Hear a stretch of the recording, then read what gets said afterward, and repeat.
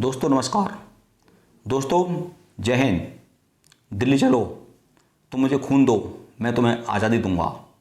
ये राष्ट्रीय स्लोगन जज्बे से भरे हुए किसने दिए थे आप सभी जानते हैं, नेताजी बोस ने।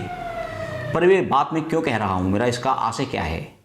मेरा आशय यह है इसका कहने का कि हमारे देश के अंदर 137 करोड़ की आबादी में से क्या कोई चंद्रशेखर आज़ाद, भगत सिंह, नेताजी बोस के बारे में अपशब्दों का इस्तेमाल कर सकता है?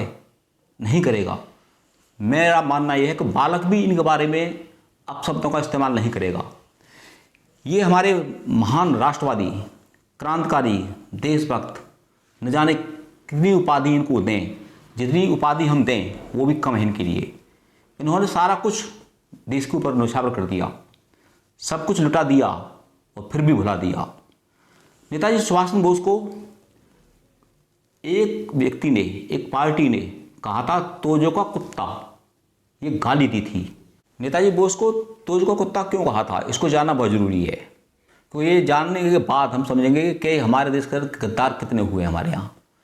तोजो जापान के पीएम थे और कम्युनिस्टों ने नेताजी बोस के कार्टून बनाए थे। और कार्टून में किसके थे? वो कुत्ते और बिल्ली के। खंबे पे बैठा दिया तोजो को और बिल्ली को उस पर चढ़ता हुआ दिखाया और चेहरा लगाया सुभाष बोस का, नेताजी बोस का।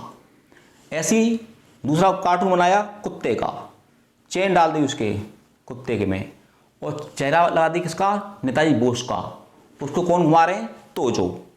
तो इस तरह की तौहीन की थी कम्युनिस्टों ने।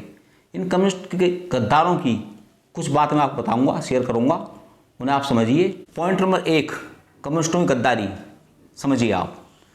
1942 में गांधी जी ने भारत छोड़ो आंदोलन चलाया था। देश के करोड़ों लोग इस आंदोलन में शामिल थे। किसान, मजदूर, खेतीहर, गरीब से गरीब चाहता था देश से अंग्रेज भागें। पर इन कम्युनिस्टों ने गांधी जी का साथ नहीं दिया था। भारत छोड़ो आंदोलन में कोई इन्होंने सहयोग नहीं दिया था। इन्होंने अंग्रेजों का साथ दिया था। ये थी इनकी गद्दारी नंबर 1। क्या इन्हें आप माफ़ कर दोगे? नहीं करोगे। दूसरी घटना सुनिए आप, आश्चर्यजनक। 1962 में चाइना ने हम पर अटैक किया था। नेहरू जी कहते थे हिंदी चीनी भाई भाई। उसी चाइना ने हमारे ऊपर 1962 में हमला किया था। वो भी किस टाइम? रात के समय। जब रात में हमारे फौजी आराम कर रहे थे तो हमला किया, बम वर्षा की। उस हमले में हमारे 5000 सैनिक शहीद हुए थे।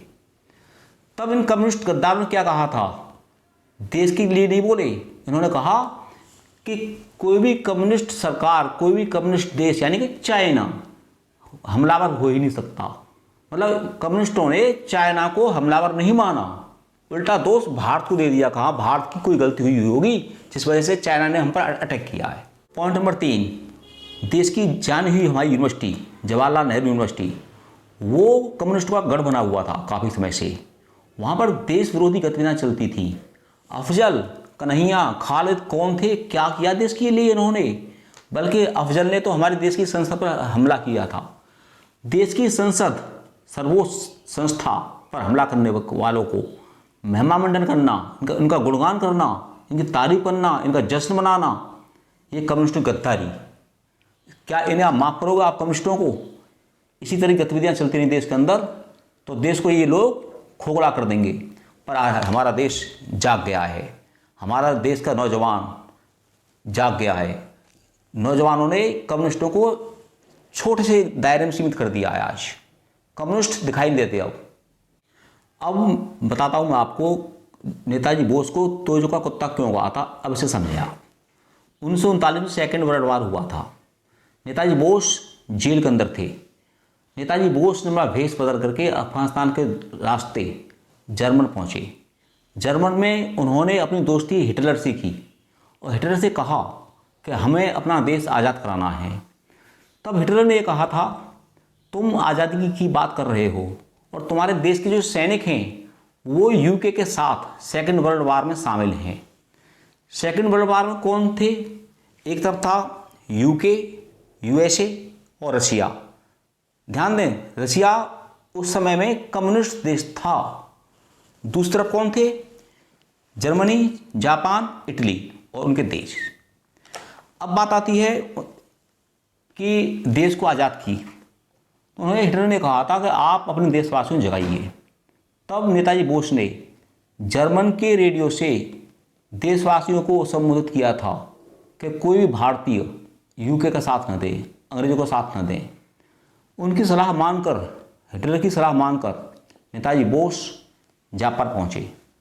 जापान के पीएम तोजो ने उनकी पूरी सहायता की, हथियार दिए, सैनिक दिए और भी जो भी फैसिलिटी हो सकती थी अंग्रेजों के खिलाफ वो सारी दी।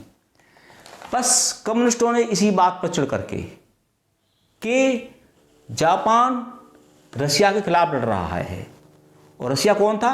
कम्युनिस्ट देश, और कम्युनिस्टों की सोच कहाँ थी? रशिया के साथ।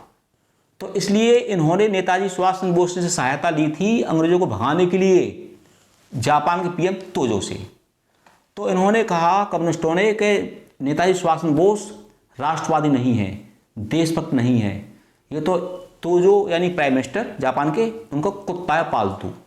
इसी के ऊपर चिढ़ करके, कुंठा मार करके ये नेताजी बोस जापान सहायता क्यों ले रहे हैं, रशिया के खिलाफ क्यों लड़ रहे हैं। इन्हें यूके से मतलब नहीं था, अंग्रेजों से मतलब नहीं था कम्युनिस्टों को, बस इनको ये बात थी कि जापान रशिया से लड़ रहा है, रशिया कम्युनिस्ट देश है।